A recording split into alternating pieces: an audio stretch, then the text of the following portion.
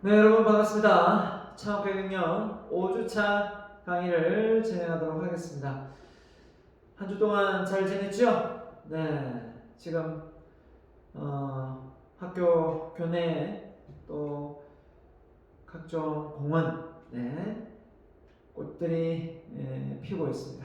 벚꽃이 화창하게 지금 꽃봉오리를 터뜨리고 있는데 여유가 되면 꽃을 한번 보러 산책도 한번 하는 것도 참 좋은 것 같습니다. 저는 와이프와 자주 하는데 너무 좋은 것 같습니다. 봄은 내가 제일 좋아하는 계절이기도 하고 너무 좋은 것 같습니다. 여러분의 마음에도 봄꽃이 활짝 피어났으면 좋겠습니다. 자, 오늘 강의 내용을 한번 보겠습니다. 오늘 강의 전체 컨셉은요, 청년 기업가 정신. 청년 기업. 꼭 앞에 청년이 붙지 않더라도요, 그냥 기업가 정신이라고 표현하면 되겠죠. 자, 기업가 정신은 바로 한마디로 모험심이죠, 모험심. 사업을 일으키려면 모험심. 불확실성에 대한 어떤 견딜 수 있는 마인드, 이렇게 표현해야 되겠네요. 도전을 좋아하고, 그 다음에 현실에 안주하지 않고 만족하지 않고 또 새로 더 큰 파일을 만들기 위해서 도전하는 그런 사람이에요. 그게 바로 저는 기업가 정신이라고 생각합니다. 그렇기 때문에 자신감도 있어야 되고요. 그 다음 실패를 어떻게 생각해야 됩니까? 실패를 실감는 패 정도로 생각해야 되겠죠. 실패를 좌절을 어떻게 합니까? 겁내지 않는 사람, 이런 사람이라고 생각합니다. 어차피 성공을 크게 하고 싶다면 실패를 많이 해야 되는 건 정답이거든요. 실패해서 성공의 열쇠가 있기 때문에, 실패를 많이 해야만 성공할 수 있기 때문에 기업가 정신은 우리에게 꼭 필요한 요소가 아닌가 생각합니다. 꼭 창업을 떠났어요. 자, 그래서 이번 장에는 창업이란 무엇을 말하는가? 청년 창업의 자세는 무엇인가? 경영 철학이란 무엇인가? 철학이 있는 기업의 특징은 무엇인가? 이런 부분은 사실 어떻게 보면 인문학에 가깝습니다. 그죠? 어떤 경영학이 인문학과 다 포함되어 있으니까요. 창업할 때만 철학이 필요합니까? 우리 인생을 사는 데도 철학이 필요하죠. 그래서 그냥 인생의 철학을 의미한다면 여러분은 어떤 철학을 갖고 있어야 될까요?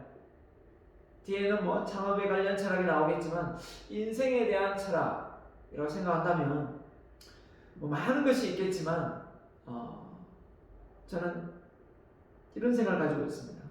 내가 이룬 꿈으로 이 세상을 더 발전시키고 더 많은 혜택을 주고 싶다라는 거죠.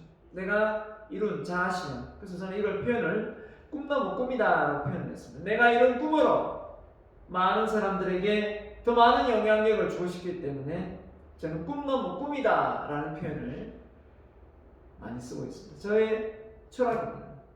그리고 정직한 사람이 되자. 윤리적으로 도덕적으로 정직한 사람이 되자라는 겁니다. 그래서 결국은 처음처럼입니다. 처음처럼. 몇십 년이 50년이 흘러도 다시 나를 만나도 처음처럼 그 사람을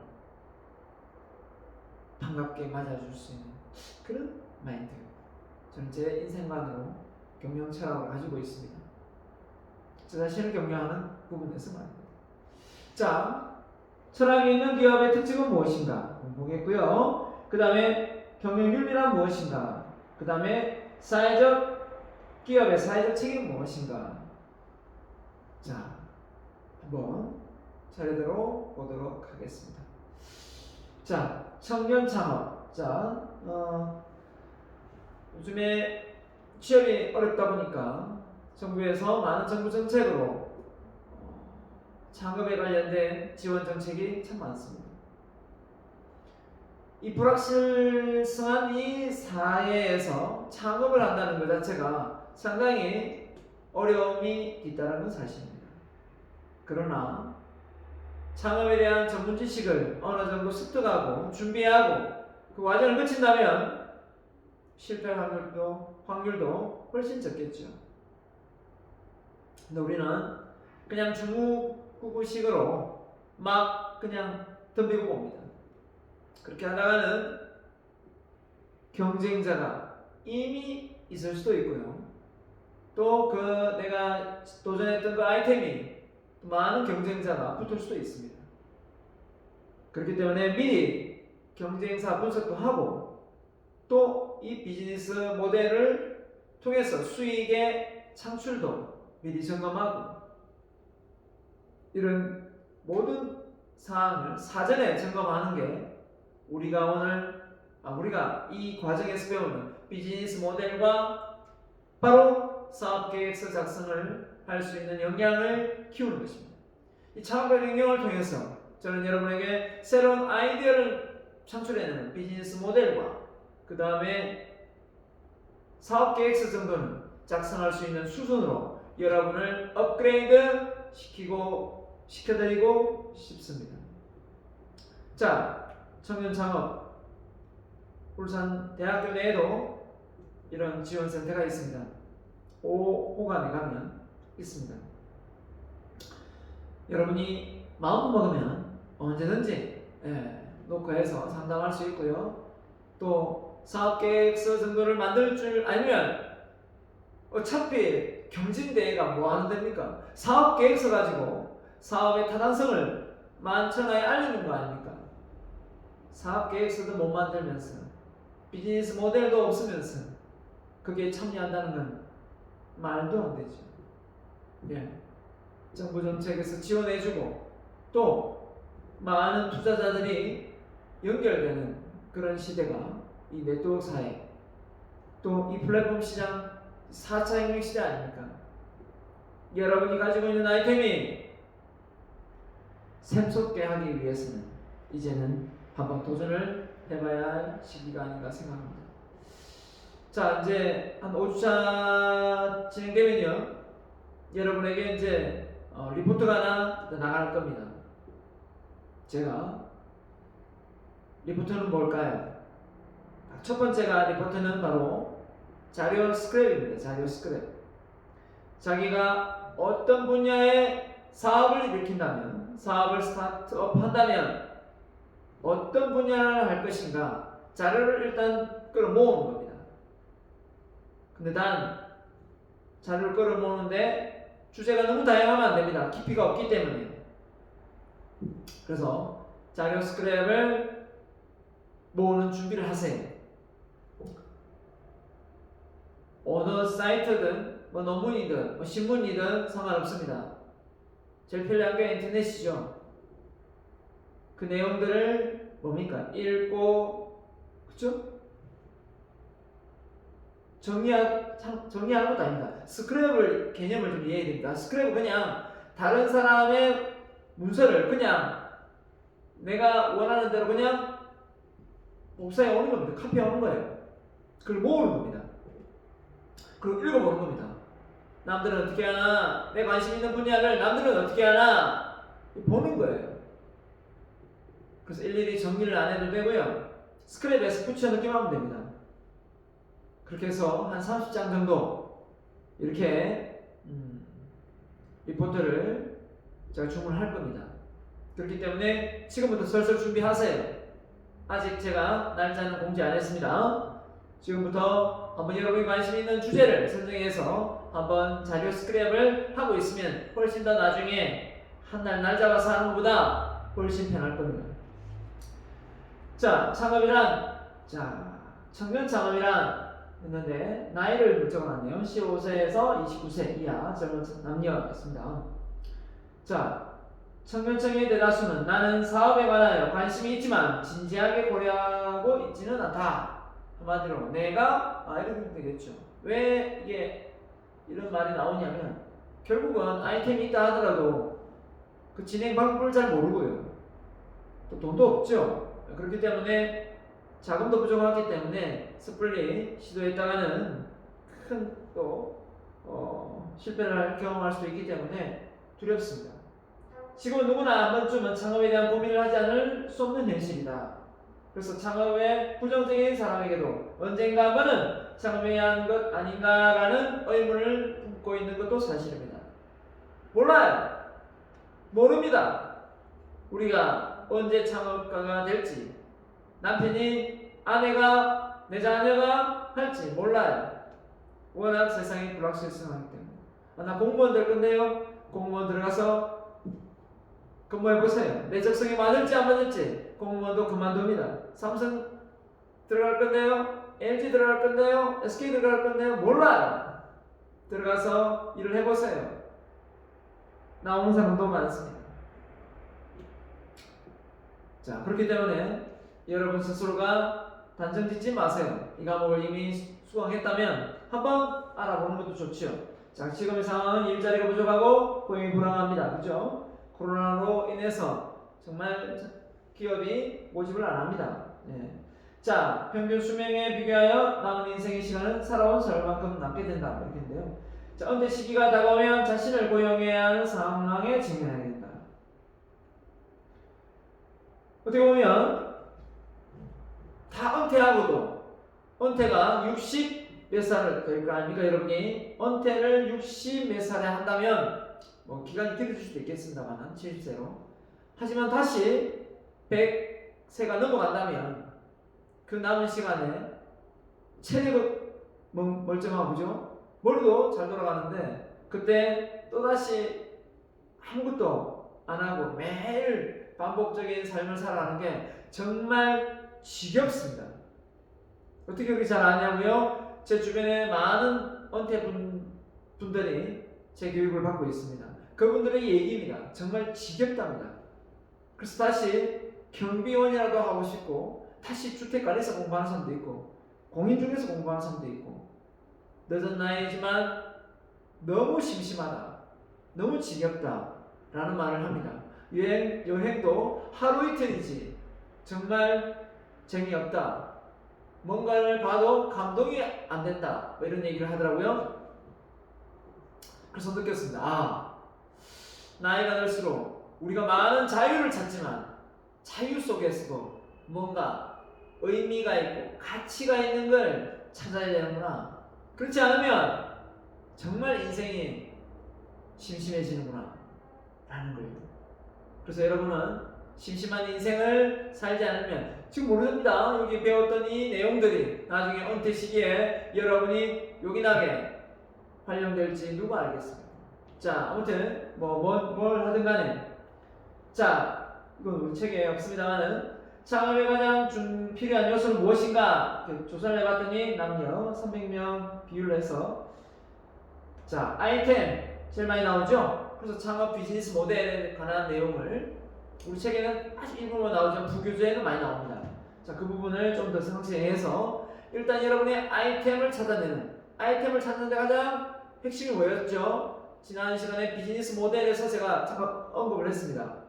고객의 밸류, 이 가치죠. 고객에게 어떤 가치를 제안하는 것, 고객에게 가치를 제안해서 고객이 돈을 지불할 수 있는 것, 그게 바로 아이템이죠. 비즈니스 모델입니다. 자, 그래서 아이템, 그 다음에 시장, 어디에, 어느 위치에, 어느 장소에, 상권이 될 수도 있겠고요. 또 팀, 협력팀, 경험, 자본력, 돈, 운이 열정을 앞서네요. 경기 상황, 인맥, 기술, 모르겠습니다. 기술이 맨 뒤로 밀렸는데, 자, 아무튼 이런 통계 자료가 있어서 한번 재미삼아 보여드리고요. 그 다음에 관심 있는 창업 분야, 역시나 외식 산업, 유통업, 쇼핑몰, 요즘에 플랫폼을 시장을 통해서 많이 창업을 할 수 있으니까요, 그죠? 지식 제공업, 모바일 앱 개발, 온라인 개발 서비스, 웹, 기타, 제조업 이렇게 되어 있는데, 자, 그래서 제조업은 말 그대로 OEM 방식으로 이렇게 제조가 많이 되지 않습니까? 약도 마찬가지고 화장품도 마찬가지고. 그래서 제조하는 회사 따로 있습니다. 그래서 결국은 그 아이템만 가지고 있으면 화장품을 내가 만드는 게 아니에요. 예전에 몇 년 됐네, 7, 8년 됐는데 프랑스 학과 학생이요, 화장품을 만들어서 판매를 하고 있다고 하더라고요. 대학생인데도. 근데 아니 딱 제가 드는 생각, 아니 공장은 어디 있어? 어떻게 하고 막 이렇게 하면 제가 돈이 상당히 많이 들어갔을 텐데 그랬더니 아이 교수님 그런 필요 없습니다. 제 아이템만 있고 그 만드는 그 소스만 잘 이렇게 제공을 하면 화장품 만들어주는 회사 많습니다. 그게 위탁하면 됩니다. 돈만 주면 다 만들어줍니다. 그리고 제가 마진 남겨서 팔면 됩니다. 그래서 얼마에 파느냐 했더니 원가가 한 병당 한 3,000원 들어간대요. 3,000원인데 단가 이렇게 제조 공정에서 한 15,000원에 팔고 있다 하더라고요. 스킨로션하고. 자, 그런 걸 놓고 보면서 아 그렇구나. 여러분 나이키 막 이런 회사들 제조업이 없는 거 아시죠? 전부 다 위탁 생산합니다. 그렇기 때문에 회사가 따로 없어요. 신발 잘 만드는 회사 그냥 거래하면 됩니다. 나이키 신발 그냥 메이크 붙이면 돼요. 자, 이게 바로 오행 방식입니다. 그렇기 때문에 우리가 창업을 하는 걸 너무 겁낼 필요는 없습니다. 잘 이용하면 되고. 근데 요즘 들어 가장 창업하고 연관되는 게 뭐냐면 바로 융합이에요. 융합. 예. 뭘 결합하는 거죠. 이제는 잘 결합만 하면 아이템이 무궁무진합니다. 뭘 결합할 것인가? 그죠? 무엇을 결합시킬 것인가? 이게 관건이에요. 이것만 잘하면 아이템이 너무 무궁무진합니다. 무엇을 결합시킬 것인가? 예. 그 결합만 잘 시켜도 아이템이 저절로 나오기 때문입니다. 자, 창업에 관한 관심입니다. 비교적 관심이 있다 54%, 매우 관심이 있다 23.7%, 비교적 관심 없다, 전혀 관심 없다 이런 통계 나왔고요. 창업하기에 가장 좋은 시기는 학생 때 많지 않죠. 졸업하자마자 많지 않습니다. 사회생활 1년 12.7%. 자, 사회생활 3년 후 63% 상당히 많죠. 좀 다니다가 그 회사에서 아이디어를 찾을 수도 있고 아니면 나는 직장하구나 맞구나 이런 사람도 많습니다. 그렇기 때문에 여러분도 어떻게 될지 모릅니다. 그러니까 잘 배워두길 바랍니다. 자, 그래서 창업의 실패율이 90% 이상인 것은 자 정말 사실입니다. 창업 교육이 부족이다. 우리가 이렇게 창업 교육을 여러분이 교양 과목을 통해서 이렇게 듣게 되는 경우도 있지만 대부분은 교양 과목을 신청하지 않으면 교양 선택이니까요. 필수가 아니지 않습니까? 식품 영양학과는 필수일 거예요. 자, 이렇게 창업 교육의 부족 이런 부분에 대해서 인지를 못하고 나는 왜 창업을 못하는가? 머리가 나쁜가? 이런 생각을 할 수밖에 없죠. 이것도 교육을 받아야 되는가? 이런 생각을 많이 합니다. 자, 경험 부족, 그 다음에 자금 사정 가장 많은 영향력을 차지하고 있습니다. 그죠? 자, 그래서 대기업만 바라보고 스스로 월급쟁이에 만족하면서 살아갈 것인가? 물론 안정적인 걸 추구하면 그렇게 하면 됩니다. 하지만 여러분이 좀 월등하게 내가 정말 뭔가 나만의 자신은 이런 뭔가 불안하지만 그 속에서 뭔가 성취감을 맛보고 도전을 좋아하는 사람이라면 결코 창업은 호락호락하지는 않겠지만 꼭 도전해볼 만한 비즈니스다라고 저는 생각합니다. 자신이 설정한 확고 목표에 기반이 되는 회사를 선택하고 그 안에서 창업의 싹을 키워갈 것인가? 왜냐하면 이 대기업, 중소기업은 모르겠지만 대기업은 이 작은 회사 내에 그렇죠? 자회사가 있는 것처럼 이렇게 창업을 할 수 있도록 SK 같은 경우도 마찬가지입니다. 이런 창업 지원 프로그램이 있습니다. 그 속에서 아이템이 좋으면 회사에서 밀어줘요. 그리고 그걸 사업화시킬 수 있는 기회도 줍니다. 물론 그 팀으로 구성되기 때문에 공은 그렇게 돌아갑니다만은 그렇게 해서 할 수도 있겠지만 정말 이거는 내가 크게 일으킬 사업이다 라고 생각되면 나올 수밖에 없겠죠. 그래서 자신이 결정해야 할 몫인 것 같습니다. 내가 계속 그냥 그 회사에 머물러 있을 건지, 이 아이템을 가지고 내가 나올 건지, 아니면 회사 내 팀을 프로젝트를 만들어서 새로운 아이템으로 회사에 이바지할 것인지, 그건 여러분의 선택의 몫이 아닌가 생각합니다. 창업의 자세입니다. 창업자는 취업자가 느끼지 못하고 경험하지 못하는 자기만의 세상이다. 뭐가 좋은 게 있을까요? 직장생활과 창업자의 구분이 있다면 일단 기본급이 나옵니다. 직장인 맞죠? 창업은 기본급이 없어요.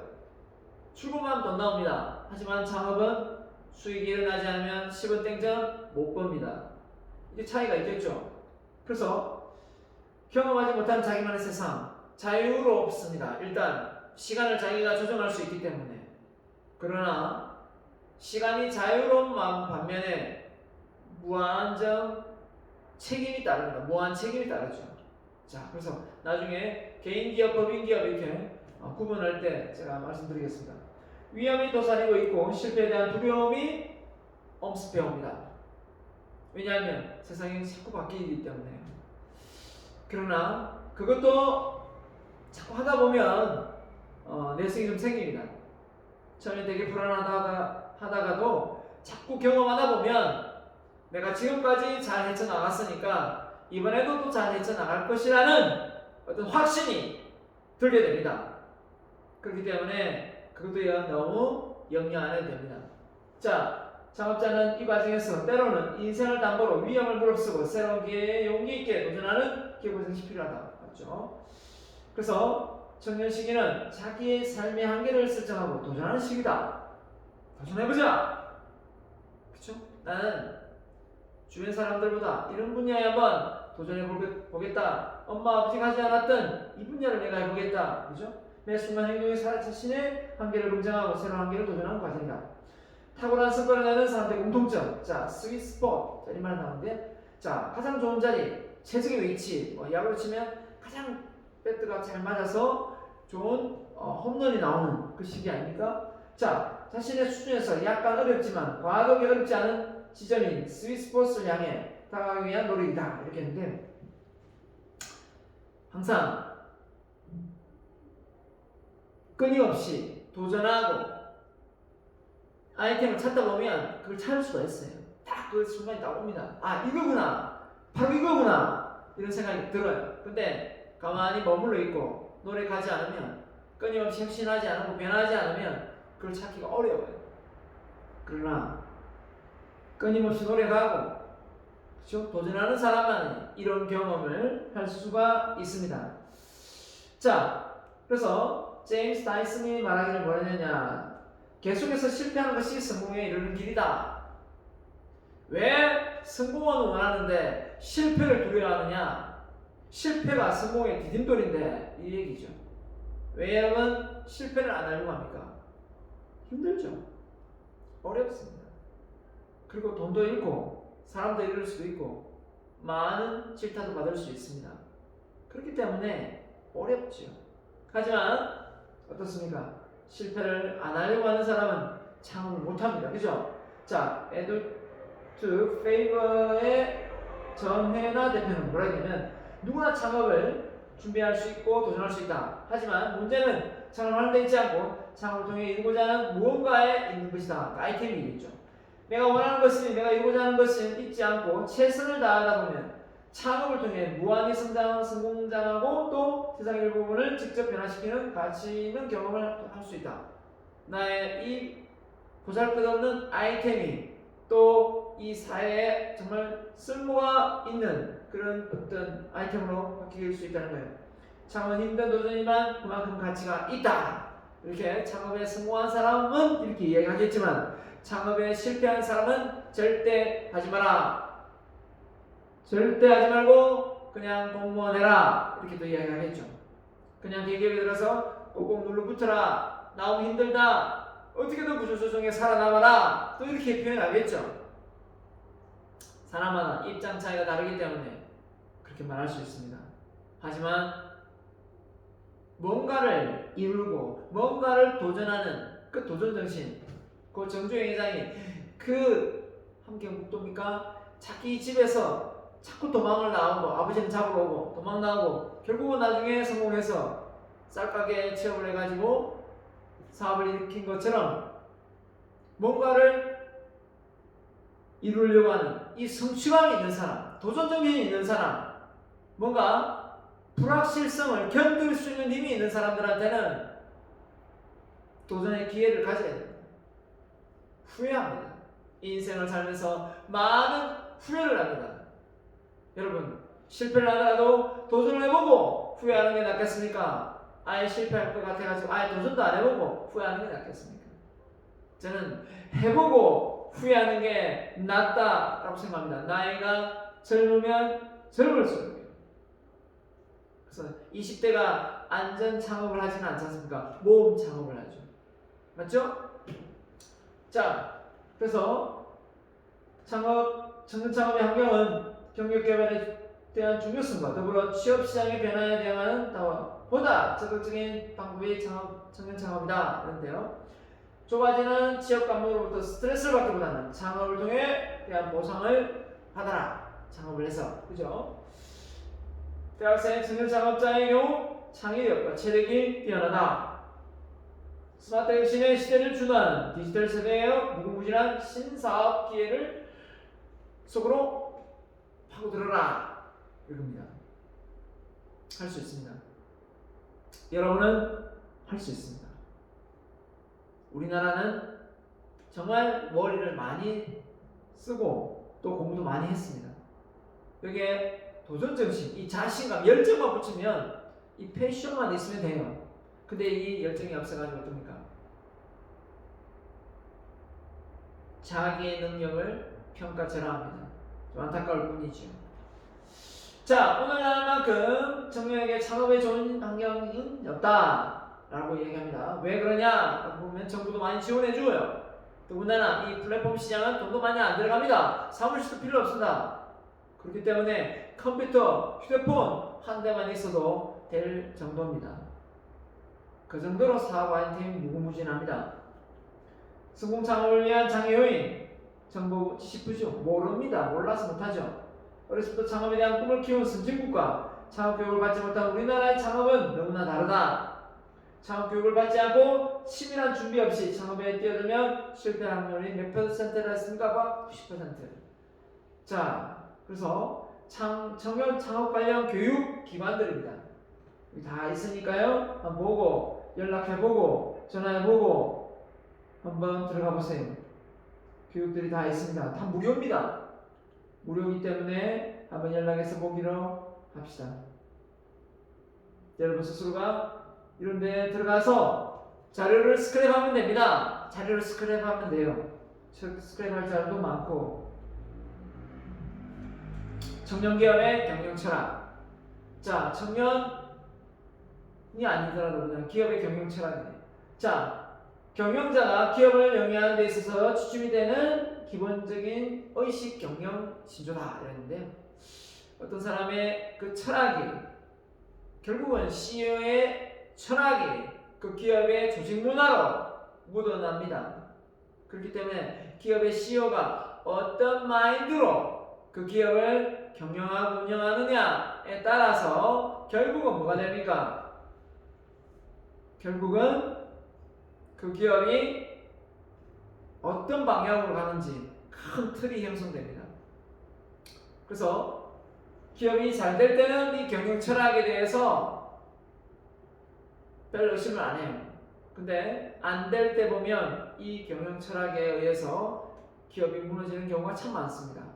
자, 사회적인 존재 이유를 표시하고 기업이 경영 활동을 방향짓게 하는 기업의 신조다. 이것만 봐도 기업은 개인 기업도 있고 법인 기업도 있지만 기업을 운영하는 전체의 컨셉은 뭐였습니까?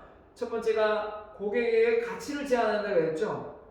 그러니까 이윤만 추구하는 게 목적이 아니라 가치를 제안해서 이윤을 만들어내는 거니까 고객이 필요할 수 있는 그런 부분을 먼저 선택해야 되겠죠.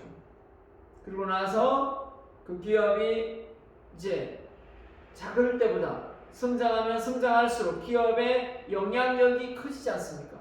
정치, 경제, 사회, 문화, 지역 사회 발전에 크게 영향을 미칩니다.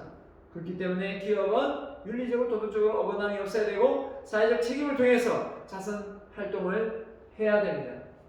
그게 기업이에요.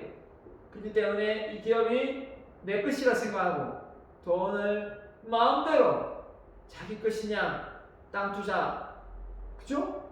정산만 한다면 기업의 가치는 주주에게도 돌아가지 않고 종업원에게도 복지로 돌아가지 않고 그 창업주만 지배구조로서 이익을 많이 내는 그런 구도로 가게 되어 있습니다. 결국은 그 돈이 또 비자금으로 만들어져서 정경유착으로 이어질 수도 있고요. 그렇기 때문에 기업은 투명해야 됩니다. 그리고 그 돈이 어디서 벌어지고 얼마만큼 벌어서 어떻게 쓰여지는지 다 공표해야 공개해야 그래야만 구성원 이 내부 고객 바로 종업원들에게 신뢰를 얻습니다. 그 신뢰를 통해서 어떻게 됩니까? 기업은 성장하고 탄탄한 내공을 갖춘 기업이 되는 거죠. 어떤 이 코로나 때문에 쓰러지겠습니까? 기업이? 아닙니다. 코로나 때문에 쓰러지는 게 아니에요. 쓰러질만 하니까 쓰러지는 겁니다. 그만큼 비리가 많다는 거죠. 그만큼 내실이 없었다는 거죠. 쓰러짐. 자, 그래서 경영철학 어떻게 가져가야 되느냐? 기업의 신조로 경영 목적을 달성하기 위한 활동을 위해 구체적인 현실적 지침이다. 사시사원에 이 경영 마인드가 묻어나게 되었습니다. 기업의 보통 CEO가 참모진들과 함께 작성하지 않겠습니까? 자, 경영 철학의 기준은 뭐냐?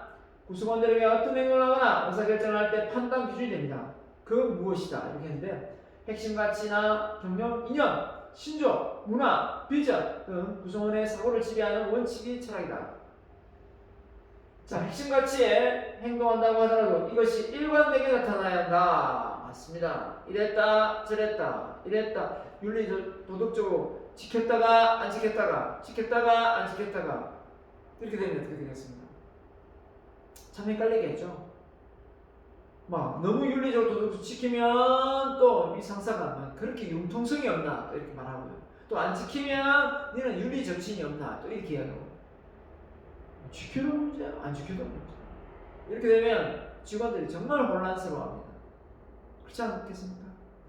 그 유일한 박사님 바로 유한 킴블리 회사 그 유한 양행이 땅을 좀 가지고 있었던가 봐요. 근데 그게 이제 그 땅으로 해서 이제 정부가 뭔가 길을 내려고 하는데 그 마을 주민과 함께 그 밑에 있는 직원이 막 플래카드를 걸고 정부에게 막 너무 저렴하게 이렇게 땅값을 배상하니까 더 많은 보상을 해라 하면서 담당 직원이 어떻게 했습니까? 그 마을 주민들을 협작해서 막 데모를 했어요. 이 내용을 이 유한 킴블리 유일한 박사님이 CEO죠. 듣게 됩니다. 그 직원을 어떻게 했을까요? 막 해고시키더라고요. 회사에 이익이 되기 위해서 더 많은 정부의 땅의 지분에 대해서 수익을 창출할 수 있는 기회인데 이 유일한 박사님은 그 직원을 해고시켜요. 그러면서 하는 말이 뭔지 아십니까? 어디 감히 일개 개인 회사가 개인 기업이 나라가 하는 일 땅을 무료로 기증해도 시원찮을 판에 그걸 돈 더 받으려고 동네 주민하고 힘을 합쳐 떼놓으라고 있냐고. 그렇게 하고 나서 나중에 다시 복직을 시켰지만 그만큼 이 유일한 이 박사님은 바로 애국자였어요. 나라가 있고 그 다음 교육이 있고 그 다음에 기업이 있고 그 다음에 가정이 있다 라는 생각을 가진 사람이었어요. 그러니까 그 그렇게 될 수밖에 없는 거죠. 근데 우리 대부분은 거꾸로 아닙니까? 가정을 먼저 챙기고 자기 기업 챙기고 그렇지 않습니까? 대단한 인물입니다. 참 존경합니다 저도. 자, 헤겔이 뭐라 했습니까? 미네르바의 부엉이는 황혼 무렵에 날개를 펴기 시작한다. 뭐 어떤 의미인지 모르지만 하여튼 나이가 들었을 때 날개 펼친다. 금방금방 사업을 해서 성공하는 단기적인 것보다는 장기적인 비즈니스다라고 보고 있는 것 같고요. 진리에 대한 인식은 사건이나 일이 다 끝났을 때 비로소 알게 된다. 결국은 그때 그 당시는 이해하기 힘들 수도 있다 라고 보는 겁니다. 자, 경영철학을 구축하기 어려운 이유는 뭐냐? 철학이 있는 기업을 찾기 쉽지 않은 것은 빠르게 변하는 경영 환경에 발맞추다 보니 일관성을 갖기가 어렵기 때문이다. 그래서 이 일관성이 어떤 부분에서는 너무 고집센 또 경영 철학에 의해서 너무 이렇게 완고하다 보면 이 변화가 더딘 경우도 간혹 있긴 있습니다. 하지만 윤리적으로 도덕적으로 어긋남이 없는 이런 경영 마인드 철학이 일관성이 있어야지. 이게 뭐 지켜졌다가 안 지켜졌다가 이러면 되겠습니까? 이건 아니라고 봅니다. 그죠? 그건 아니라고 봐요. 그렇기 때문에 그런 부분은 일관성이 있어야 되는 건 맞는 거고요. 상황이 어려워지면 조바심을 낼 수밖에 없다. 그래서 그러다 보면 변수를 잡수요. 변수. 다른 방법을 찾아요. 분명히 이게 올바른 길이 아니고 잘못된 길인 걸 알면서도 그런 길을 택하는 경우도 허다하게 많습니다. 그 때문에 기업이 망하는 경우도 많고요. 자, 자영업자들의 절박함을 잘 아는 컨설팅 회사나 경영 전문가들이 기업을 도와준다고 야단이다. 자, 이럴 때 문제는 저마다 주장하는 바가 다르겠죠. 컨설팅 회사마다 이래라 저래라 하겠지만 그럴 때 그 기업이 가지고 있는 경영 이념에서 어긋나는 그런 내용은 다 배제시키고 받아들여야 되는데 완전히 다개방하고 완전히 하다 보면 결국은 원래 가지고 있던 조직 문화는 없어지는 거죠. 또 바뀌는 거죠. 그러면 안 된다는 겁니다. 결국은 이 이념이나 그죠? 신조나 이런 그 철학은 눈에 딱 보이는 게 아니잖아요. 그 회사에 들어갔을 때 근무해보면 전체적으로 느껴지는 이 분위기라고 해도 과언이 아니거든요. 분위기. 이걸 말로 표현하기도 어렵지만 그 회사에 근무해야만 느껴질 수 있는 부분인 거거든요. 그렇기 때문에 그걸 우리는 뭐라고 해야 되느냐? 이래서 핵심 가치나 조직 문화를 만들 수 없다. 그래서 일관성이 어느 정도는 있어야 된다. 왔다 갔다 해서는 안 된다. 짐 콜린스가 말했습니다. 크다란 바퀴를 돌리기 위해서는 수많은 시간을 준비하고 일관성을 가지고 실행해야 한다. 시간을 많이 요한다는 얘기죠. 유행에 따라 경영기조가 자주 변하면 처음부터 다시 시작할 될 뿐이다. 자, 한국 기업의 경영진은 고민이 없고 철학이 없는 것 같다. 철학이 없는 것 같다. 철학 그러면 일본 기업 따라갈 자가 없습니다. 그죠? 일본은 정말 기업이 100년, 200년 된 기업도 참 많습니다. 그걸 놓고 보면 우리가 존경할 만하죠. 사실 일본을 내가 별 좋아하지는 않지만 그 기업의 마인드로 치면 정말 존경할 만합니다. 자, 컨설팅 회사에서 건들면 동쪽으로 가다가 서쪽으로 간다. 최고 경쟁자가 바뀌면 또 모두 바뀌는 어떤 이 시스템, 이런 부분이 결국은 우리나라 교육계가 문제가 있지 않을까 생각합니다. 우리나라 교육은 100년 대계라고 하는데 교육부 장관만 바뀌면 또 정책이 바뀌어요. 이렇게 바뀌고 저렇게 바뀌고 막 수십 대 때는 맨날 바뀌죠. 그러면 이 고등학생들만 죽어나는 거죠. 맞습니다. 제대로 연구하고 제대로 해서 바꿔야 되는데 시험 칠 사람, 수험생은 생각하지 않고 왔다 갔다 하는 경우가 참 많은 것 같습니다. 자, 잘하는 거. 자, 그래서 경영철학의 기업의 특징, 중요한 내용이 나왔네요. 자, 이거는 우리가 그냥 마인드 속에 집어넣어야 됩니다. 자, 뭘 해야 되느냐? 잘하는 거에 집중하자. 핵심 가치가 뭐냐? 여러분의 핵심 가치가 뭐냐? 라고 놓고 본다면 내가 이 세상에서 뭔가를 보여주는데 이거 하나만큼은 내가 자신 있다. 이거 아닙니까? 그 기업이 이거 하나만 자신 있다 할 수 있는 제품군이 있듯이 말입니다. 여러분도 그걸 찾아야 됩니다. 내가 잘하는 것에 집중한다. 맞죠? 우리는 좀 못하는 것에 집중하는 경향이 있어요. 잘하니까 냅두고 못하는 거 더 잘하려고 하다가 못하는 거 막 개선하려고 하다가 시간 다 가요. 물론 그 못하는 게 윤리적으로 도덕적으로 어긋남이 있다면 그건 반드시 바꿔야 됩니다. 그렇지 않고 큰 지장을 초래하지 않는다면 잘하는 것에 집중해서 나아가야 된다는 겁니다. 그렇지 않으면 어떻게 됩니까? 도태되는 거죠. 이름 없는 팔방미인이 되려고 하다가 나중에는 뭡니까? 사라지는 겁니다. 팔방미인이 되려고 하다가 사라지는 거예요. 다 잘하려고 하다가 이름 없이 사는 사람이 참 많습니다. 자, 일본의 부품업체들이 대부분 우수한 것에 집중하는데 가장 시장이 크기에는 신경 쓰지 않는다. 맞죠?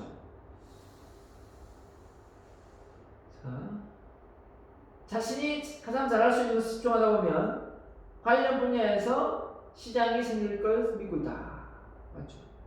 과학에서 배운다. 두 번째, 과학에서 배운다. 저 과학을 완성하고 과학의 경험을 토대로 경륜을 추구한다. 과학의 경험은 성공이건 실패이건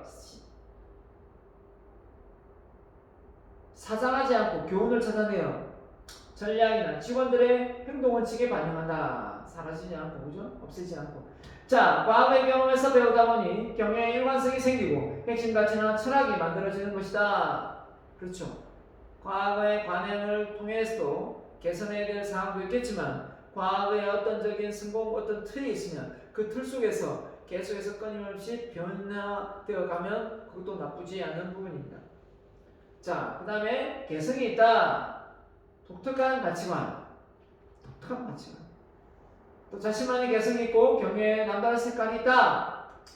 예로 할리 데이비슨이 오토바이가 나오는데 이 많은 오토바이가 있지만 살아남은 오토바이 아닙니까? 아주 특이하게. 그리고 이 오토바이에 관련된 액세서리가 많은가 봐요. 이 액세서리를 또 통해서 오토바이의 동호회를 만들고 이 동호회가 또 이 할리 데이비슨 오토바이를 타게 만들고 또 그 동호회들한테 또 지원을 해주면서 이 액세서리를 어떻게 보면 또 저렴하게 구매할 수 있는 조건을 만들어주고 단체로 구매하면 그렇죠? 이런 식의 어떤 그 전략들 필요한 거죠. 자신감으로 자신의 힘으로 한다. 그래서 자신감, 열정이 필요하겠죠. 남의 힘을 빌리지 않고 홀로 쓰기죠. 홀로 쓰기. 어릴 때부터 청년 때부터 벌써 부모님에게 용돈도 맨날 타서 쓰는 사람 있는가 봐요. 아르바이트를 해서 용돈을 버는 사람도 있고 장학금을 타서 등록금을 대는 사람도 있고 다양하게 많습니다. 이런 독립심이 길러지는 사람이 보통 창업을 해요. 그리고 크게 성공합니다. 그래서 홀로 쓰기가 정말 중요하지 않을까라는 생각이 들고요. 경제적 독립이겠죠. 우리가 독립을 3번을 한다 하지 않습니까? 그런 말을 떼서 스스로 부를 때, 두 번째는 경제적 독립, 세 번째는 뭡니까? 사명감으로 독립합니다. 사명감이 뭔가요?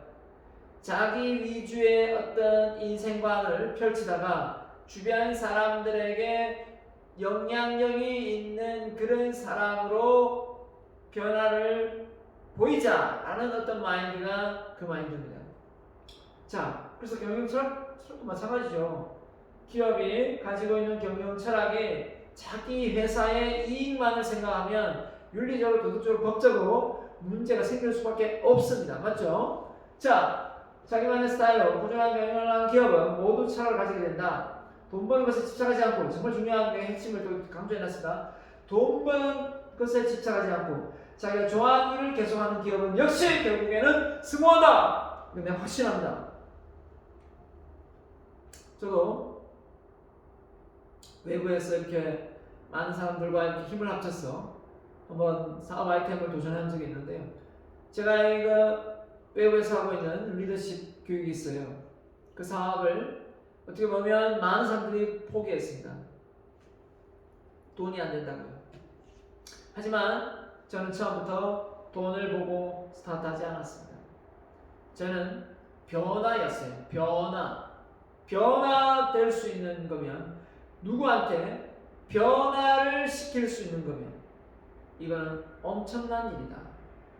내가 누군가를 변화시킬 수 있는데 좀 더 내 한 몫을 한다면 나의 영향력은 엄청난 것이다 라고 저는 판단했습니다. 그리고 그걸 돈으로 환산할 수 없다 라고 생각을 지금도 하고 있습니다. 그래서 저는 제 이름 앞에 Self In성 Leadership 행동 변화 전문가라는 말을 붙입니다. 제가 만든 거예요. 왜 이런 말을 만들었냐?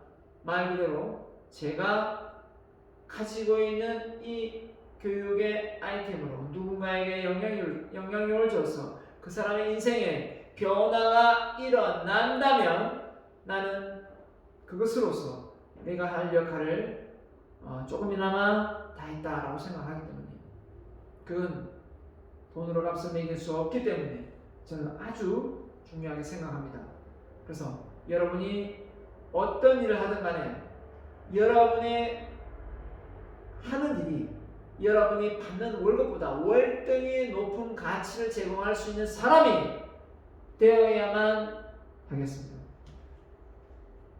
중요한 건 어떠한 철학을 갖느냐가 아니라 핵심은 시간이다. 핵심은 시간이다. 그래서 철학을 형성하는 것도 단시 내에 경영 철학 어떤 문구를 하나 그죠? 잘 만든다고 바로 그 회사가 이렇게 그 신조대로 가는 건 아닙니다. 미래의 경영 환경을 분석해서 조직을 어떤 방향으로 변화시키느냐 보다 더 중요한 것은 어떠한 방향으로 그것을 1만 시간 정도 꾸준하게 추진하는 것입니다. 1만 시간을 넘치게하겠죠. 그만큼 꾸준히 노력을 투자를 해야만 얻을 수 있는 것이다 라고 보는 거죠. 그래서 여러분이 어떤 사업 아이템이 있다면 그 사업 아이템에 관련 책을 최소한 아무리 못 봐도 한 50권 이상은 읽어내야면 경영 철학이 좀 형성되지 않을까라는 제 생각입니다. 자, 그래서 창업교육가의 사례인데요. 사례를 꼽자면 이렇게 그 채소, 그죠? 채소 가게를 총각 내 야채 가게죠. 총각 내 야채 가게를 창업한 이영석 대표죠. 자, 채소 그러면요. 채소나 과일을 프랜차이즈 한다? 그게 가능한 일인가? 그냥 시장에서 팔고 구멍가게에서 파는 정도로 생각했습니다. 그런데 이영석 대표는 그렇게 생각하지 않았어요. 이 판매를 해보니까 이 신선한 걸 팔지 않고 아주 그냥 떠내기 손님처럼 팔더라는 거죠. 그래서 이 사람은 어떻게든 신선하고 좋은 과일과 야채를 싸고 저렴하게 공급하기 위해서 또 이 직원을 자기가 총각이었을 때니까 총각들을 불러 모아서 또 이 뭡니까 이거 젊은 이 새내기 뭐라 해야 됩니까? 아줌마라 해야 되나요? 이 사람들의 마음을 홀깃하게 만들었는지는 잘 모르겠지만 아무튼 그런 전략을 펼쳤습니다. 그리고 사업을 일으켰어요. 이게 잘 됐죠. 그래서 총각내 무인품으로 시작하여 채소 장사로 백만장자가 되었다. 총각내는 문을 열기도 전에 손님들이 줄을 선다. 와. 왜냐하면 그 좋은 제품을 먼저 사고 싶어서 그런 거죠. 시장은 가게 앞에서 날마다 교통 등을 한다. 그날 들어온 생선을 다 팔기 때문에 냉동고가 없다. 와우. 과일도 맛이 없으면 사후 관리를 해준다. 맛이 없으면 다시 과일 바꿔준다는 거죠. 직원들은 매일매일 난타 같은 공연을 한다. 네. 이렇게 해서 독특한 야채 가게를 창업해서 이슈화 됐던 적이 있습니다. 유튜브에 이영석 대표 치면 영상도 많이 나옵니다. 자, 그래서 총각내 야채 가게 이렇게 해서 판매를 했고요. 자, 이렇게 강연도 많이 했었습니다. 자, 그 다음에 마이크로 임팩트 한동훈 대표인데, 자, 이 사람은 이 강연을 컨설팅 해가지고 강연자들을 불러 모았습니다. 공병호, 유수연, 김태원, 시연, 신해철, 홍철 등 유명 강사를 초청해서 어떻게 정죠? 마이크로 임팩트, 그죠? 마이크로 임팩트를 창업해서 상당히 지금은 코로나로 어려움을 겪게 되겠지만 그게 성공해서 많은 사람들에게 교육의 기회를 또 이런 분들을 만날 기회를 했고요. 그래서 대학가를 돌면서 강연을 할 수 있는 기회를 만들었습니다. 그래서 세바시에 출연을 했습니다. 재미있고 의미 있는 일을 하면 돈이 따라온다. 세바시에 한번 한동원이라고 한번 쳐보십시오. 그 다음에 스타일 난다 김소희입니다. 자, 이분이 평범한 것은 편견에 불과하다. 온라인 어려운 쇼핑 1등 기업 스타일이 난다. 저는 이런 옷을 많이 안 사서 잘 모르겠지만 여성들은 많이 알더라고요. 매일 20만 명 이상 방문하고 온라인 패션계의 절대 강자 스타일이 난다의 주인이 바로 김소희입니다. 자, 이 매출이 이 여성인데요. 매출이 많이 올라서 이분이 산 주택입니다. 보세요. 주택 상가입니다. 53억, 70억, 그죠? 67억 이렇게 구매를 했던 경우입니다. 온라인 사업이 이렇게 무섭습니다. 무서워요.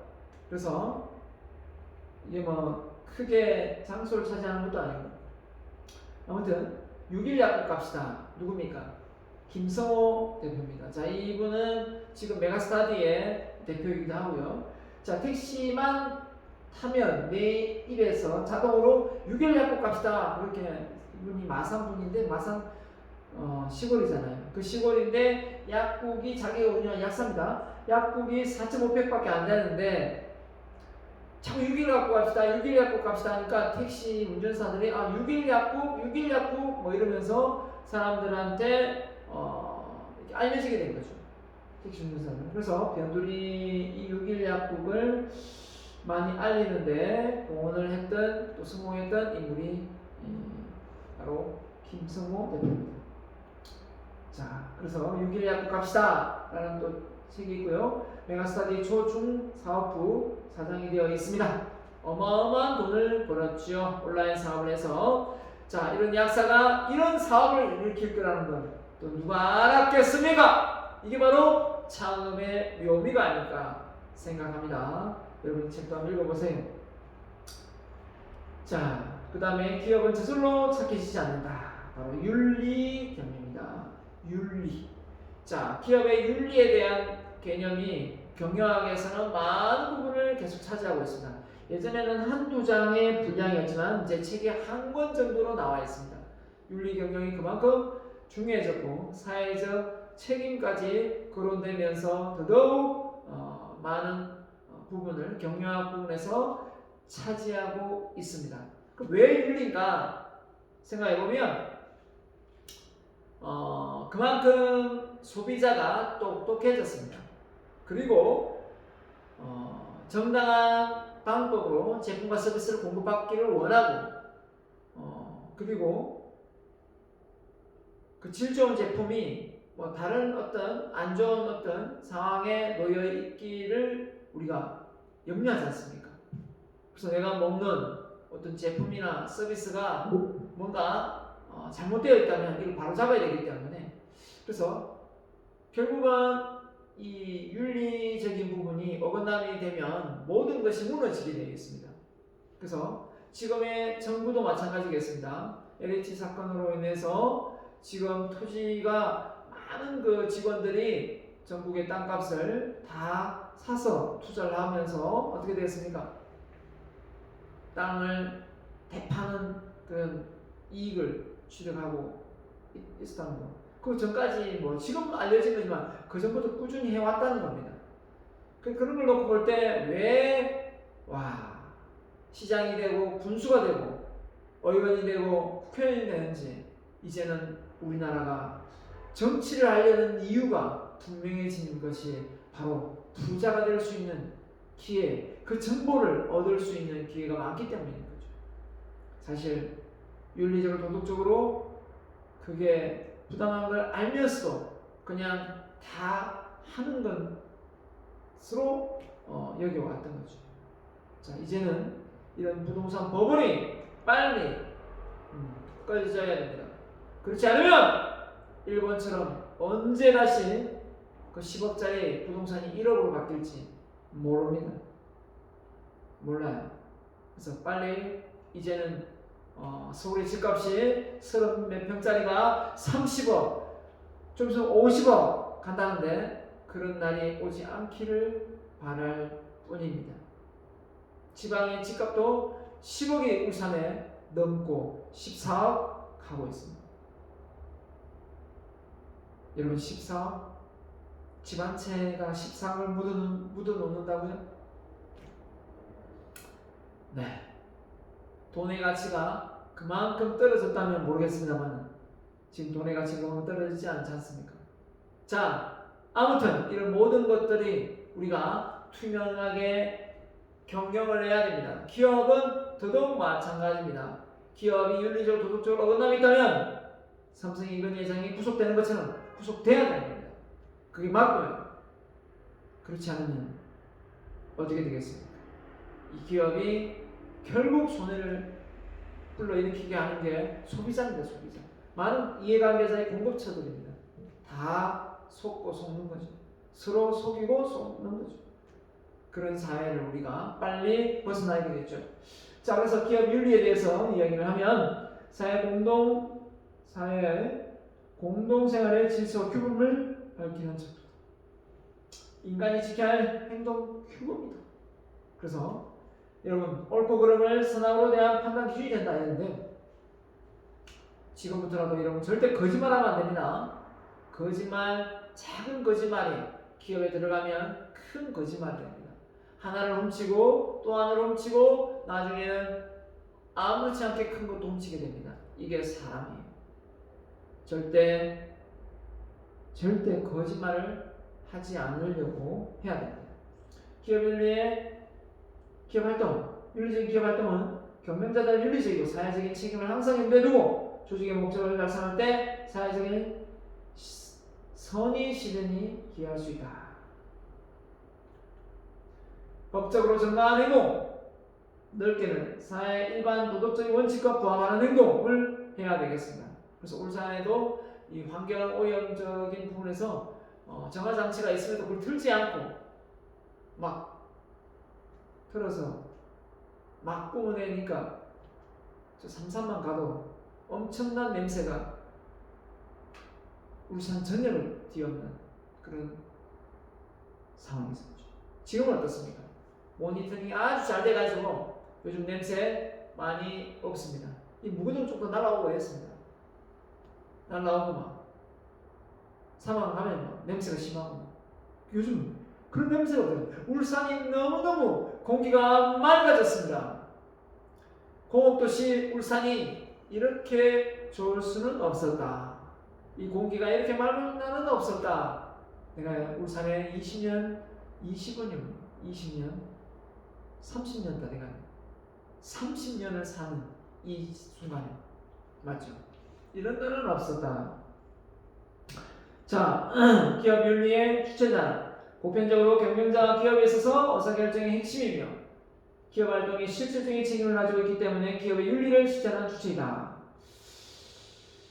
자, 그래서 경영자가 이 기업의 마인드가 윤리적으로 도덕적으로 딱 이렇게 자리 잡으면 밑에 있는 직원들 다 따라갑니다. 근데 이 경영자의 최고 경영자의 CEO가 이 마인드가 약간 맛이 나는 경우가 있어요. 그러면 또 직원들도 다 그에 따라서 또 발맞춰 갑니다. 그런 걸 놓고 볼 때 참, 네, 그 밥의 그 나물이다. 뭐 이 말도 쓰기도 합니다. 자, 기업의 중요성 왜 중요하게 되냐? 기업의 본질적인 기능적인 부분은 재화의 공급과 이윤을 추구하는 재정 기능만 수행하였으면 됐습니다. 하지만 이래가지고는 윤리가 제대로 확립이 안 되겠죠. 그래서 기업 안에다가 기업은 사회적 책임, 기업 윤리가 필요하다. 왜? 기업이 그냥 기업이냐? 그 많은 이해관계자들과 함께 또 주변에 협력을 통해 기업이 운영되는 것이 기업의 CEO가 되게 잘났다고 기업이 잘 되는 거냐? 아니다. 그러니까 사회적인 환원을 하라. 기여를 했으면 자선을 하라. 이거 아닙니까? 기업은 환경에 영향을 미치고 환경은 기업에 영향을 미치니까 쌍방이 상호작용하고 있다. 그러니 서로가 윤리적으로 도덕적으로 어긋남이 없어야 된다. 이거 아닙니까? 윤리와 도덕의 기준 또는 규범이 되는 인간 행위의 원리다. 윤리는 도덕적 원칙, 가치관의 기본이며 경영자의 행동이나 결정의 판단 기준과 원칙이다. 판단 기준이 되는 거죠. 이게 어긋남이 있으면 안 하면 되는 거고, 어긋남이 그죠? 있으면 안 하면 되고, 어긋남이 있으면 그죠? 안 하면 없으면 하면 되죠. 맞죠? 자, 기업의 윤리 특징이 뭐냐? 강제성을 띠지 않고 있다. 그러다 보니까 말만 뭐 거창하게 뭐 기업 윤리 준수 뭐 사회적 책임 이렇게 프랭카드 붙여놓고 막 이념 다 적어놓고 막 사무실에 막 적어놓는 경우도 많습니다. 뻔뻔하게 시. 자, 사회가 용납하고 기대하는 행동에 불분율에 불과하다. 명시적보다는 암시적, 머릿속에만 있고 문서화시키지 놓지도 않습니다. 자, 이런 점이 우리나라 뿐만 아니라 전 세계적으로 많은 개도국이 아직 이런 상태에 있습니다. 자, 기업 윤리의 환경, 경제 성장에 따라 소비자는 보다 향상된 삶의 질 또는 소비자 요구하는 윤리적 가치 기준이 계속 높아지고 있습니다. 그래서 이런 기업을 찾고 있어요. 그래서 갑질하는 이런 기업들 대한항공 타고 싶지 않습니다. 맞죠? 이제는 그 일가들이 잘 먹고 잘 사는 걸 꼴도 보기 싫은 거죠. 맞죠? 금복주의 여성차별, 결혼 앞둔 여직원의 퇴사 종료, 그죠? 또 미스터 피자 회장의 경비원 폭행, 몽고간장 회장의 운전기사 폭행, 이 뭡니까 이게? 이게 뭡니까 이거? 결국은 사람은, 그죠? 사람이 얼마나 악해질 수 있는가? 이걸 놓고 보면 안 될 때는 몰라요. 잘 될 때 보면 그 본성이 나오는 것 같아요. 그래서 개구리가 올챙이 시절을 잊고 있는 것 같습니다. 자기 혼자 잘나서 잘 된 줄 알아요. 여러분이 나중에 성공해서 잘 먹고 잘 살면 엄마 아버지가 뒷받아치는 걸 꼭 기억해야 됩니다. 근데 지가 잘났어. 본인이 잘나가지고 된 줄 알아요. 그런 대학생이 좀 있습니다. 사회적 신뢰성 회복에 위해 기업의 윤리성 경영을 요구하고 있다. 자, 기업 윤리 현장이 나오죠. 기업 윤리 환경. 맞죠? 자, 과거의 관행으로 여겼던 뇌물 사건들. 기업은 기업 윤리성으로 대두되고 기업의 신뢰성 하락의 주요 원인이 된다. 그래서 기업의 이미지 가치가 떨어진다. 왜 삼성이 지금 못 오르고 있냐? 이재용 회장이 박근혜 정부 때 뇌물을 수수했기 때문이다. 이런 부분도 있습니다. 그래서 부패 비리 평가할 때 사회적 윤리, 이런 불공정 거래, 이런 환경 오염, 성희롱 이런 부분이 이제는 기업을 떠나서 이제 개인 그죠? 성폭력부터 해가 집단 따돌림 이런 것부터 많이 지금 대두되고 있습니다. 자, 주요 윤리 강령 현장에 등장하는 용어들을 니다. 그래서 이런 부분을 없애기 위해서 국제환경의 변화 어떻게 되느냐? 부패 방지에 대한 국가 불공정 거래를 대두되고 국제 윤리 경영에 뇌물, 탈세, 환경오염, 허위 과대 광고, 비윤리적인 제품이나 서비스를 국제적 불공정 거래에 해당되는 국제적 규제를 하고 있습니다. 그래서 윤리 라운드를 제정해서 그게 뭐냐? 바로 국제표준 ISO 26000을 2010년에 공부를 했습니다. 그러면서 기업이 지켜야 할 원칙, 기업의 사회적 책임, Corporate Social Responsibility 아닙니까? 그죠?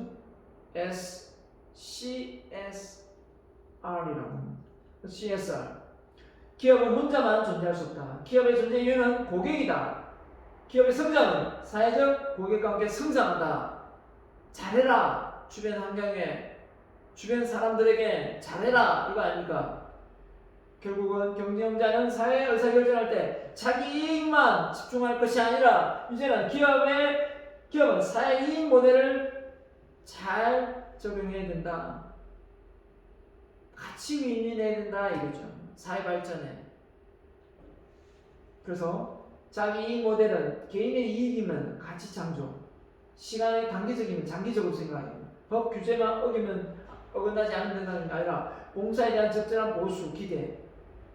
기업의 자기 이익 추구의 최대 다수의 최대 이익이 아니라 사회가 필요로 하는 가치 제공, 가급적 능률적이고 지속적인 관계. 그래서 계속 기업이 돼야 됩니다. 몇 년 하다가 그만두는 기업이 아니라 끊임없이 이 지역 사회 발전에 살아남을 수 있는 기업의 이미지 관리가 중요하지 않습니까? 그러면 윤리 경영해야 됩니다. 할 수밖에 없습니다. 그렇게 나아가야 됩니다. 자, 그래서 기업의 사회적 책임 뭔가 방금 CRS라고 했습니다. 그죠? CSR. 자, 기업은 뭡니까? 우리 사회의 목표나 가치관의 관점에서 바람직한 정책을 추구하고 의사결정을 하거나 행동을 추구하는 기업인의 의무이다. 그래서 사회가 원하는 어떤 방향으로 기업의 이윤도 따라가야 된다라는 거죠. 기업의 이윤이 우선순위가 아니라 기업의 이윤 창출만 끝나는 것이 아니라, 맞죠? 그래서 그게 윤리적으로 어긋남이 있다면 바로 잡아야 되겠죠. 그래서 기업 활동에 발생하는 문제가 관점, 기업의 사회적인 지배하게 되는데 윤리 원칙에 올바른 정책, 바람직한 정책을 추구하고 거기에 맞춰서 의사결정을 내려야 됩니다. 그래서 기업은 사회에 대한 경제적, 법적인 의무뿐 아니라 사회에 대한 책임까지도 그쵸? CSR 아닙니까? 책임을 다해야 된다. 그래서 사회 책임은 개인, 조직, 사회 제도를 간의 상호작용, 상호 의존성의 인식과 그러한 인식으로 도덕적, 윤리적, 경제적 가치를 틀 안에서 행동을 옮기는 것이다. 자, 이걸 표로 딱 뒤에 나와 있습니다. 이해하면 됩니다. 기업 윤리와 사회 책임의 비교인데요. 이건 혹시 그냥 참고하면 됩니다. 기업 윤리는 경영의 의사결정, 행동에 대한 옳고 그름을 가르는 가치 판단 기준이 윤리라면 사회 책임은 의사결정 대 행동의 사회적 영향에 연결하는 사회적 결과를 중시한다. 그런 게 있습니다.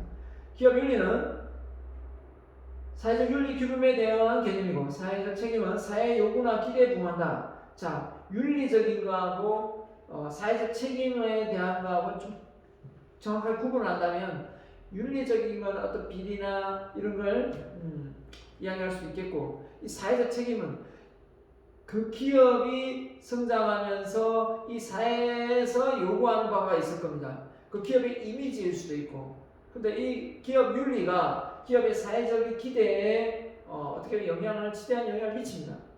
기업이 윤리적으로 어긋남이 있다면 기업의 사회적 책임은 더 막중하게 되고 사회적 문제 이슈화 되지 않습니까? 그 이슈화되면 뭡니까? 브랜드 가치가 떨어지는 거죠. 기업은. 그렇기 때문에 이 둘 사이는 뗄래야 뗄 수 없는 사이인 거죠. 기업은 사회 외부의 압력에 강제되는 소극적이고 수동적인 개념이고 사회 책임은 기업의 자유의지에 따라 된다.